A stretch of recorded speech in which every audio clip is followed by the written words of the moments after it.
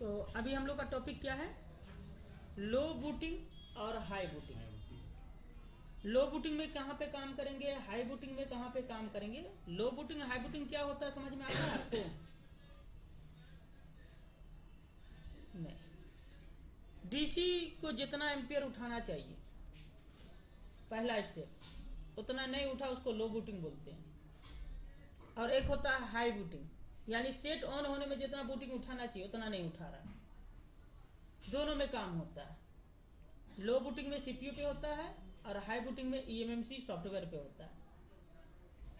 लो booting software, low booting CPU, high booting software eMMC. High booting नहीं लिख लेगा तो नहीं होगा। अब यहाँ पे हम लोग जो है बूटिंग निकालेंगे। सबसे पहले डीसी देखिएगा या बूटिंग देखिएगा, कौन सा चीज पहले देखिएगा? बूटिंग। बूटिंग तो बूटिंग किस में, मल्टीमीटर से या डीसी से? चलिए डीसी से दिखा दे रहा हूँ। किससे दिखा दे रहा हूँ? डीसी। डीसी से। ये रहा मेरा डीसी, है ना? इसको ऑन कर दिए, चालू हो गया। अब बैटरी कनेक्टर में डीसी को लगाएंगे, लगा दिए। अब पावर बटन को प्रेस करेंगे, कितना जा रहा है वो ध्यान दीजिएगा।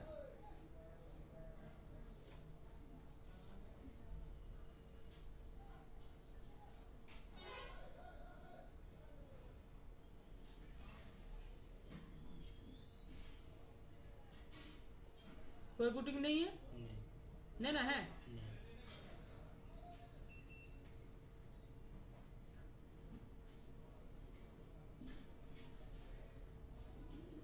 कितना है? 23 है। छोड़ने पे जीरो हो रहा है।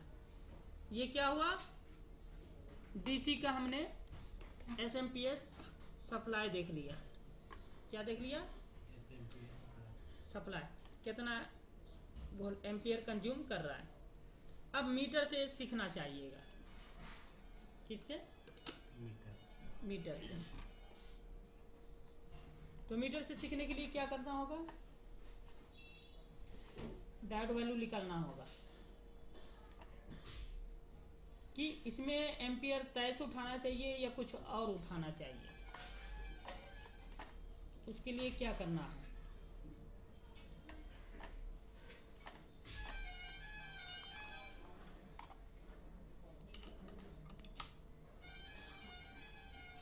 हमें मल्टीमीटर से मालूम चल जाएगा कि डीसी को कितना उठाना चाहिए। डीसी को कितना उठाना चाहिए।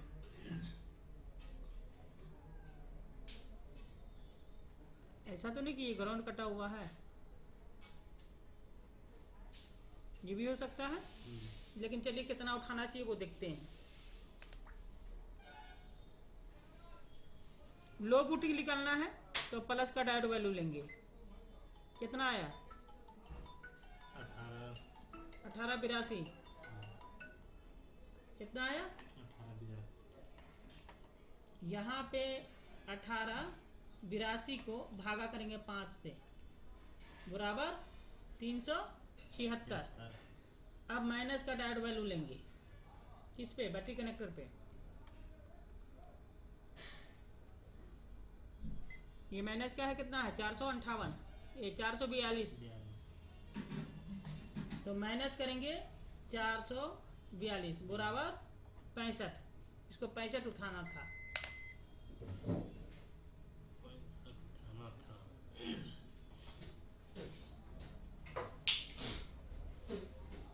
लो बूटिंग इसमें कितना उठाना चाहिए था? 65। किसमें? डीसी में। नहीं उठाया तो ये एम्पियर कंज्यूम कौन करता है? सीपीयू। अब या तो सीपीयू खराब है या फिर रिवॉल्व करके हमारा काम हो सकता है। अब समझ में आया ये चीज? क्या करके बचे पार हुआ? नहीं आ गया।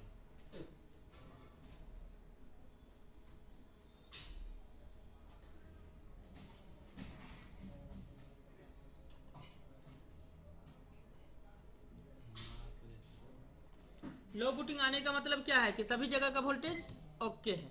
चलिए हम चेक करा दे रहे हैं। अब वोल्टेज से भी मालूम चल जाएगा कि हमको सीपीयू रिवॉल्व करना है या नहीं करना है।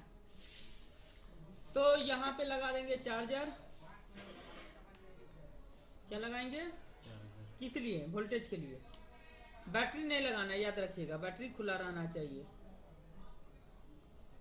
अब यहाँ पे हम वोल्टेज चेक करेंगे बक कॉइल पे और उस पे नजर रखेंगे कितना आ रहा है। 0.8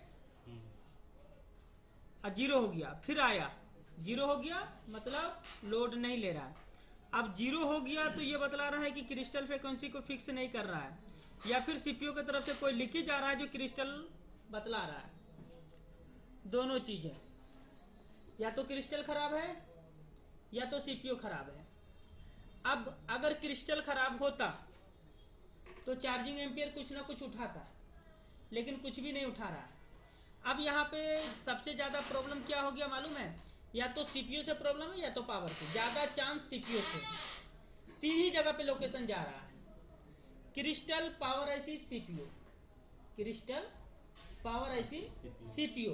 क्योंकि एम्पियर मैनेजमेंट में गड़बड़ हो रहा है। अगर मान के चलिए कि जो सीपीयू के पीछे वोल्टेज जा रहा है तो उसका ग्राउंड भी जाना जरूरी है। अगर ग्राउंड पावर से कट गया है तो हमको सीपीयू से काम करने से हल नहीं होगा। क्यों होगा? अगर सीपीयू से ग्राउंड कटा हुआ है तो पावर को रिवॉल्व करने से काम नहीं होगा। तो ये दोनों में क्या है? एक ही लाइन है, ग्राउंड कटा हुआ है। क्या है? ग्राउंड कटा हुआ। अब वो चाहे पावर से कटा हो या सीपीयू से कटा हो, तो पहले किसको रिवॉल्व किया जाए? पहले किसको रिवॉल्व किया जाए?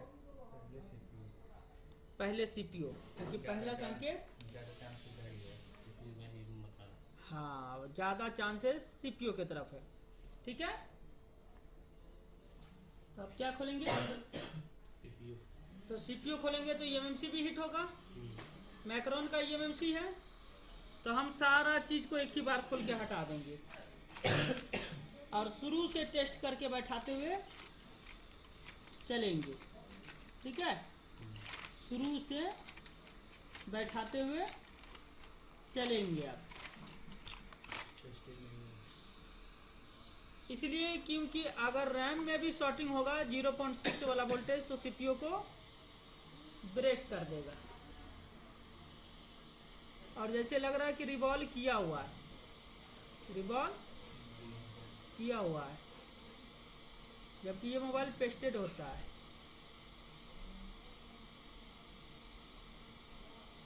किया हुआ ना, हम तो पेस्ट डाले नहीं है कि डाले हैं? नहीं डाले।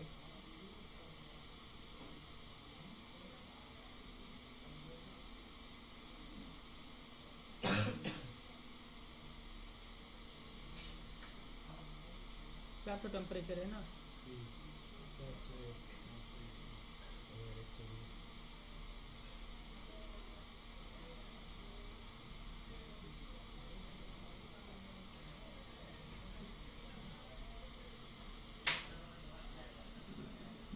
मोबाइल लूज कनेक्शन दिखा ना। चलिए सीपीयू भी लगले हाँ खोल देंगे, क्योंकि अगला का काम किया हुआ है, क्या है नहीं हमको नहीं मालूम। तो हम अपने हिसाब से रिवॉल्व करेंगे। क्या करेंगे? अपने हिसाब से।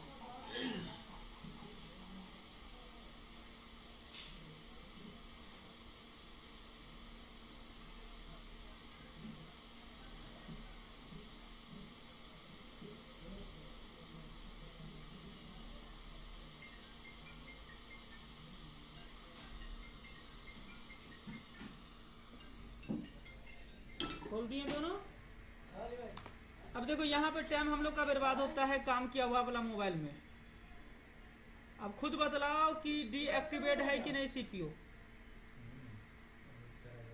डीएक्टिवेट है ना या नहीं है? तो फिर अगला कितनों काम किया हुआ उससे हमें कोई संतुष्टि नहीं लेना है। हमें अपने काम अपने तरीके से करना है। और सबसे ज्यादा प्रॉब्लम आता है हैंड स्किल में। अगर हैंड स्किल में प्रॉब्लम नहीं तो उससे मोबाइल कभी वापस जाएगा नहीं। ठीक है, तो तो देखो यहाँ पे कितना बॉल डीएक्टिवेट है सीपीयू में, कितना सारा डीएक्टिवेट है, साफ दिख रहा है। जिसमें रांगा है वो तो एक्टिवेट था, जिसमें रांगा नहीं है वो डीएक्टिवेट था, क्योंकि अभी हमने कोई आयरन वगैरह नहीं चलाया है जो उससे डीएक्टिवेट हो सकता है।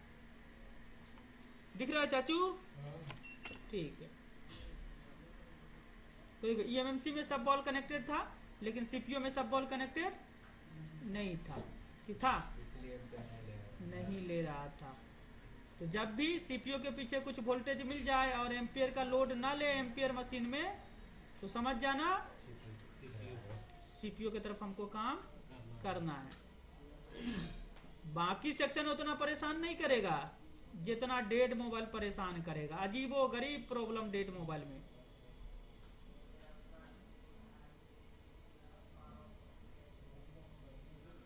डेड मोबाइल में अजीबो गरीब प्रॉब्लम। कोई लाइट नहीं जल रहा है तो लाइट डिपार्टमेंट में काम करना है, लाइट की जानकारी होनी चाहिए, ठीक है। लाइट की जानकारी है और लाइट डिपार्टमेंट में काम करेंगे तो लाइट हमसे क्या होगा?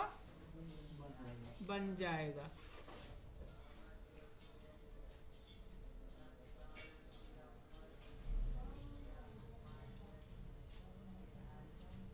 तो ये जितना भी रांगा है इसको पहले हम खींच लेते हैं, इसके बाद इस रांगा को मेल्ट करेंगे।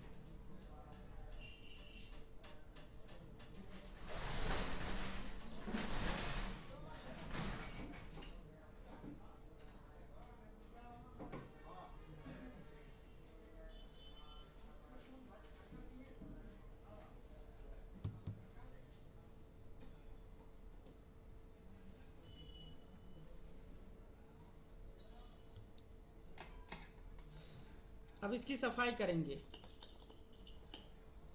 जितना डस्ट है सबको निकालने का कोशिश करेंगे, ठीक है। हो गया। अब यहाँ पे हल्का सा रांगा रखेंगे, पेस्ट रखेंगे और पूरा वॉश करेंगे। और देखिए ये मोबाइल ऑन नहीं होने का रीजन क्या था? 2 गो बॉल ब्रेक है, एक ये लाइन कटा हुआ, एक ये लाइन कटा हुआ, दिख गया। हम तो ऐसे आराम से खोले, नॉन पेस्टेड था। पेस्टेड रहता तो बोलते कि चलो पेस्टिंग काटने में हमारा बॉल टूट गया, यानी कि ये मोबाइल एक्सीडेंटल है, ये मोबाइल। और बहुत ही साइलेंट मोमेंट में इसे काम करना पड़ेगा। पीपीटी देखे जरा, खोलेंगे तो प्रॉब्लम दिखेगा, बिना खोले हुए प्रॉब्लम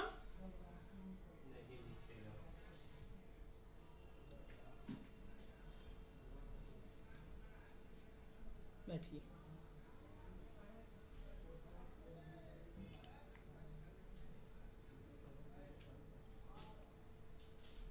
डी शोल्डर ले तो चाचू के यहाँ पर से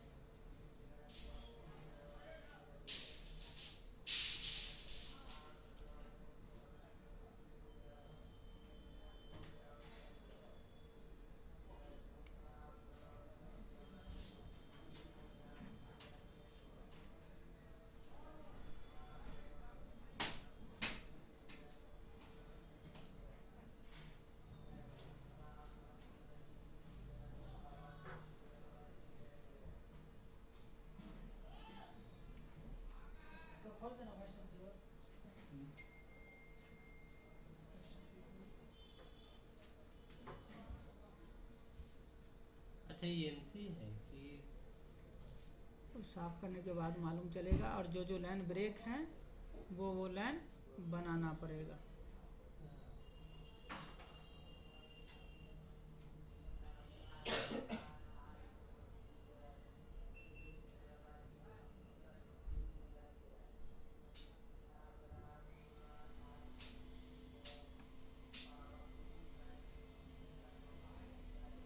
बिना पेस्ट का डिशोल्डर कभी नहीं चलाना है।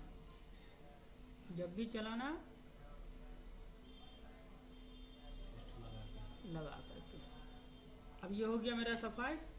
अब जितना इसके अंदर डैमेज चीज़ है वो सारा चीज़ हमको दिखेगा क्योंकि हमने खोल दिया है, हमने खोल दिया। तो 2 बॉल कटा दिखा और कुछ बॉल हमारा एनसी दिखा। क्या दिखा? अगर वो एनसी बॉल है उसको पढ़ने जाएंगे तो काफ़ी समय लग जाएगा, लेकिन बनाने जाएंगे तो कोई समय नहीं लगेगा। लगेगा? नहीं लगेगा। ठीक है। अब इसके बाद हम लोग चेक करेंगे कि सीपीयू के पीछे वाला वोल्टेज 5-8 के बीच में ड्रॉप है या फिर 0-8 के बीच में ड्रॉप है। ठीक है। बैटरी कनेक्टर में आ जाते हैं और चेक करते हैं।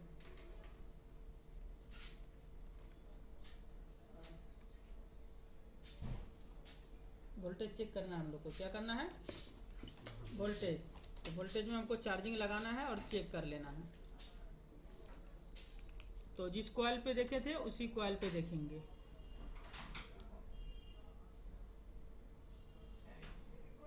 अब देखो वोल्टेज स्टेबल है या ड्रॉप है? ज्यादातर स्टेबल है और फिर एक आकर के 18, यानी अभी भी ड्रॉप है, यानी पावर भी डैमेज है। इसको 5-8 के बीच में ड्रॉप रहना चाहिए था, 0 नहीं होना था। मीडियाटेक में, कॉलकॉम में फिक्स जितना है उतना ही रहेगा। कॉलकॉम में जितना है उतना ही रहेगा। अब मीडियाटेक में फ्यूचर किया तो सेट एक्सीडेंटल है, गिरा हुआ है, किसी को मालूम नहीं चला। तो इस पे हमें क्या करना है? इस पे हमें क्या करना है? पावर को भी रिवॉल्व करना है। तो अब क्या काम करते हैं हम लोग कि पहले सीपीयू ईएमएमसी पूरा कंप्लीट कर लेते हैं, उसके बाद पावर को बैठाएंगे। तो सीपीयू का हालत देख लीजिए।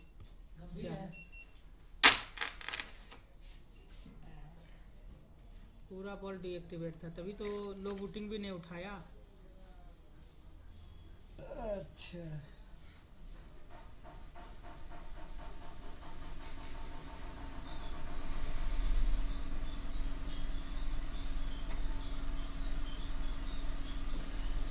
तो अब इसको क्या करेंगे? सफाई करेंगे। ठीक है। क्या करेंगे? डिसोल्डर मारेंगे।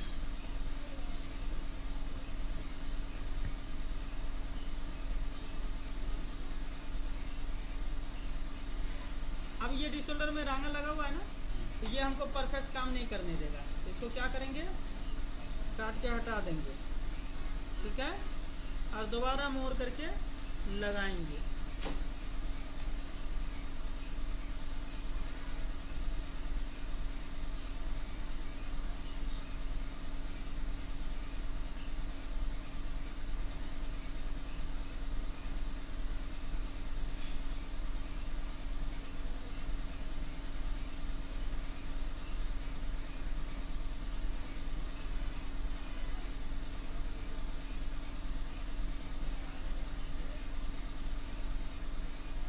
अब देखिए डिसोल्डर मारने के बावजूद भी जितना बॉल डीएक्टिवेट है सबका सब हमको क्या हो रहा है?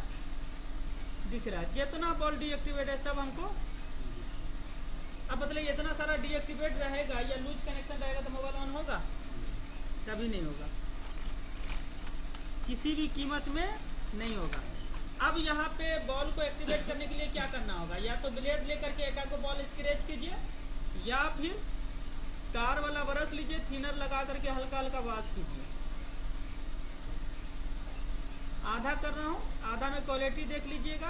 हल्का हाथ से मारना है, ज़्यादा प्रेशर नहीं देना। अब अंतर आपको साफ दिख रहा होगा। जिस सेट मारे उस सेट सारा बॉल एक्टिवेट है, जिस सेट नहीं मारे उस सेट अभी भी डीएक्टिवेट है।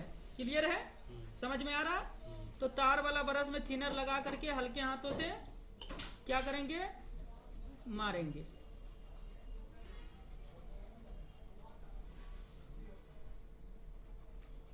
तब तक मारेंगे जब तक पूरा बॉल हमारा एक्टिवेट ना हो जाए। अब क्या हो गया? सारा का सारा बॉल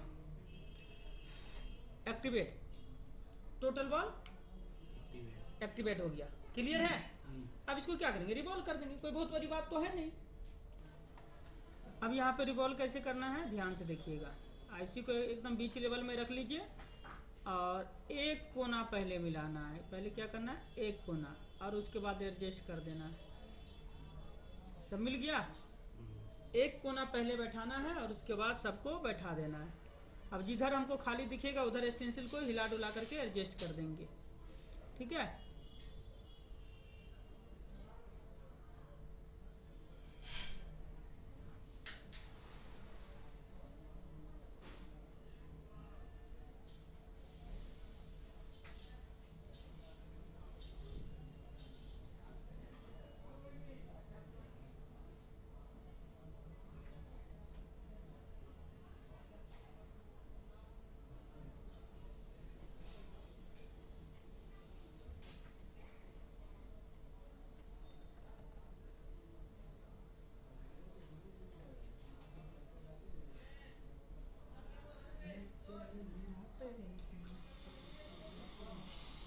चारों बगल मार करके स्टेंसिल को उठा लेंगे।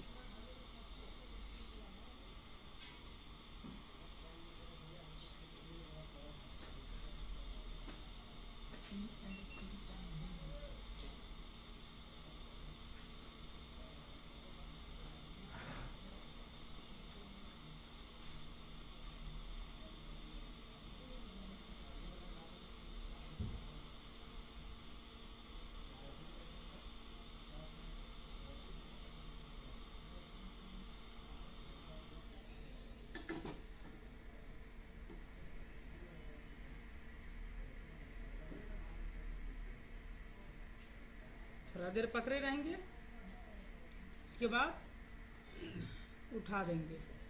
तुरंत उठाएंगे तो बॉल छूट जाएगा। देखिए इतना मेहनत करके बनाया हूँ, एक बॉल फिर भी छूट गया।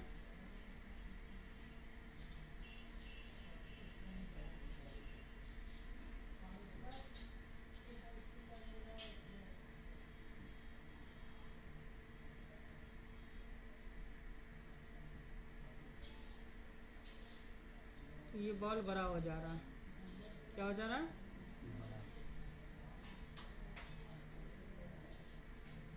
तो इसको क्या करेंगे, फिर से स्टेंसिल लगा करके मार देंगे, या फिर स्टेंसिल में देखेंगे वो रांगा है या नहीं है। नहीं है, इसका मतलब लगबे नहीं किया था, एक बॉल हम लोग से मिस हो गया।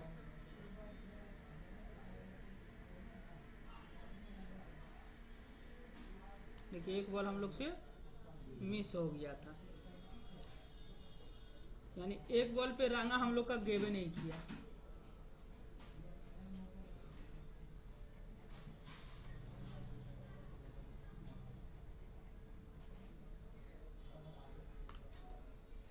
ठीक है। अब एक बॉल के लिए हम लोग को दोबारा मेहनत करना पड़ रहा है।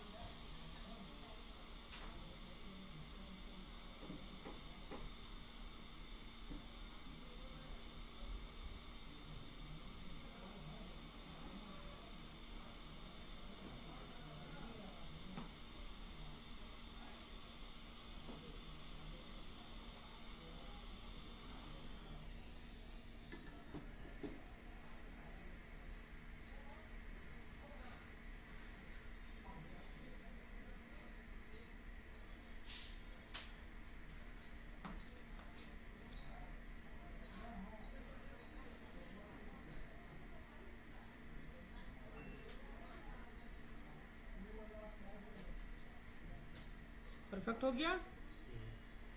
तो कभी कभी ये छोटा छोटा मिस होता रहेगा। ठीक है। अब यहाँ पे सीपीयू के अंदर में जो दो बॉल ब्रेक है ईएमएमसी के तरफ का, उसे क्या करना होगा, बनाना पड़ेगा। बना दें या छोड़ दें? तो आईसी बैठा दिया गया है सीपीयू। ठीक है। अब डायरेक्ट चार्जिंग वाला पत्ता लगाएंगे और चेक करेंगे पोर्ट बन रहा है या नहीं बन रहा है, क्योंकि बिना ईएमएमसी का है तो पोर्ट बनना चाहिए। तो नहीं बना है पोर्ट, नहीं ना बना, पोर्ट नहीं बना है। चलिए कोई बात नहीं। अब हम लोग यहाँ पे वोल्टेज को चेक कर लेते हैं। एम्पियर देख लें पहले। चलिए ये भी बात सही है आपकी। क्या करना है सर बस का? ईएमसी फिर से उतार के डालो। तो एम्पियर देख लेते कितना उठ रहा है। डिटेक्ट ही नहीं कर रहा है, डिटेक्ट नहीं कर रहा है। पहले भी नहीं कर रहा था, अभी भी नहीं कर रहा है। अब यहाँ पे क्या करना है, चार्जिंग तो लगा चुके हैं, अब वोल्टेज हम लोग को चेक कर लेना है कि सीपीयू के पीछे का जो वोल्टेज है वो किस कंडीशन में है।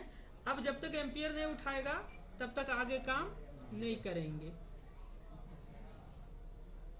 सीपीयू के पीछे का वोल्टेज पहले तो था कुछ, अब कुछ नहीं है। और वीपीएच का वोल्टेज आ रहा है और सीपीयू पे वोल्टेज नहीं आ रहा है, यानी सीपीयू सही से नहीं बैठा।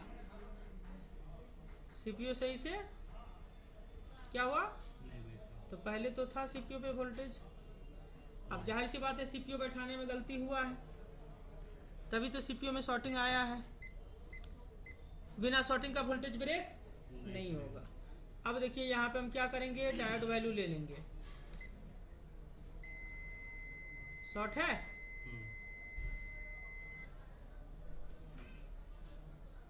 क्या अब या तो ये आईसी उल्टा बैठा दिया, बॉल कटिंग देखा नहीं था, बिंदु समझ नहीं आया तो बॉल कटिंग था ना भाई मेरे, तो वैसे ही तो बैठा है। हाँ तो वैसे बैठा है तो शॉर्ट कैसे हो गया। लग तो रहा है कि वैसे ही बैठा है। देखो थोड़ा सा काम तुम लोग को दिए और काम डबल करके हमको दे रहा है। क्या कर रहा है, पहले खोल के रिवॉल्व करके दिए थे, अब खोल के रिवॉल्व करके फिर से बैठाना पड़ेगा अब हमको। अब देखते हैं गलती क्या हुआ, बिंदु इस साइड इसने कर दिया था, ठीक है। अब देखते हैं क्या गलती है इससे, सीपीयू खत्म है या गलती हुआ है।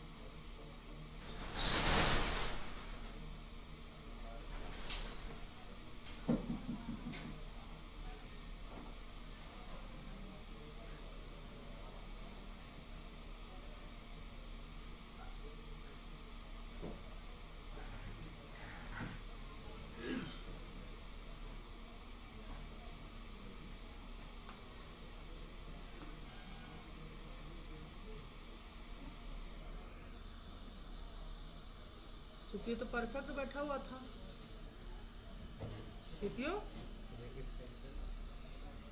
सीपीयू लोकेशन में परफेक्ट बैठाया हुआ था। अगर परफेक्ट बैठाया हुआ नहीं रहता तो कोई ना कोई बॉल छूटा हुआ रहता। तो अब क्या करेंगे कि इसको ऐसे ही रहने देंगे, ठीक है, इसको ऐसे ही रहने देंगे और सीपीयू के पीछे हम डायोड वैल्यू ले लेते हैं। अगर पावर के तरफ से शॉर्ट होगा तो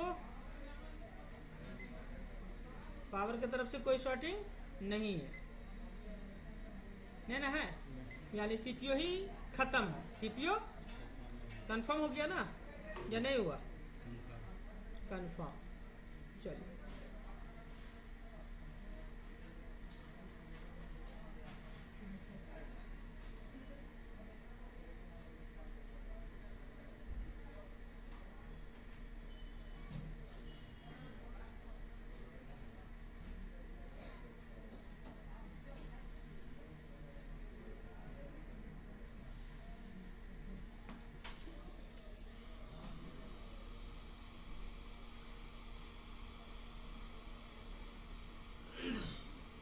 उसी रिवॉल्विंग पे अभी हम बैठा रहे हैं, ठीक है।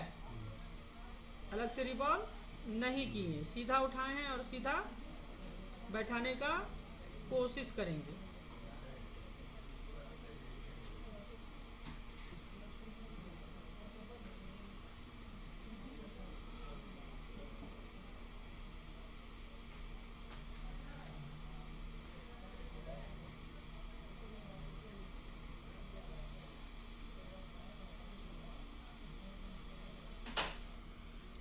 बैठा दिए।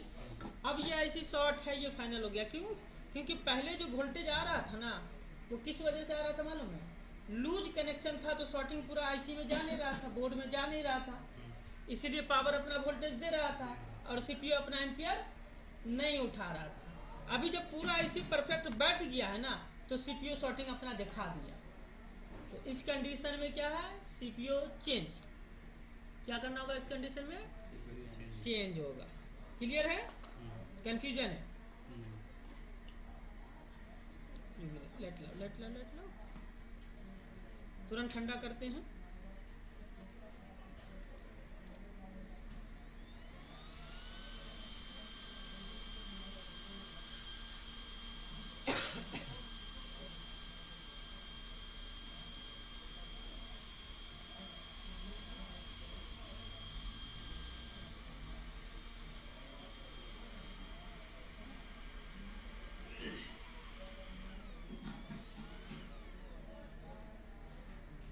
चलिए अब चेक करते हैं शॉर्टिंग है या नहीं है। उसी लाइन को ट्रेस करेंगे जिस लाइन को हमने एक बार में पकड़ा। शॉर्टिंग है, क्या है? शूटिंग है। तो ये सीपीयू खत्म है। क्या है? खत्म। बात खत्म है इस सीपीयू का। आप सीपीयू चेंज कीजिए, सेट के बारे में चालू होगा। तो कुल मिलाकर के आज का डिसीजन क्या निकला कि जितने भी मोबाइल को ट्रेस किए सब के अंदर आईसी का प्रॉब्लम निकलते गया, क्योंकि ऑलरेडी वर्क किया हुआ था, डायरेक्टली हमारे पास नहीं आया। तो वर्क किया हुआ था तो हमने खोल खोल करके एक एक चीज को क्लियर कर दिया कि कब कौन सा आईसी खराब है। अब पार्टी पैसा देगा तो वो चेंज हो जाएगा, या फिर वो सामान मिलेगा तो चेंज हो जाएगा, नहीं तो ठीक है। तो ट्रेसिंग का तरीका कैसा लगा? परफेक्ट या रॉन्ग? एक नंबर। चाहे X3 Pro सिंगल टेकर हो, डुअल टेकर हो, या और भी मीडियाटेक कोई प्रोसेसर हो, सभी चीज को हम बारीकी से आपको बतलाए हैं और दिखाने का कोशिश की है। ये मोबाइल बनाना जरूरी नहीं, मोबाइल बनाने का तरीका को समझना हमारे लिए जरूरी है। तो ये डेड मोबाइल जो मंगाते हैं इससे फायदा ये होता है कि हमारे स्टूडेंट को देखने के लिए एक चीज मिल जाता है कि कब आईसी डेड है, आईसी कब हमें चेंज करना जरूरी पड़ता है, और आईसी अगर डेड है तो हम उसकी पहचान क्या है। तो वो सारा चीज हम लोग को देखने के लिए मिल चुका है। और कोई कंफ्यूजन? ओके, आज का क्लास यहीं तक।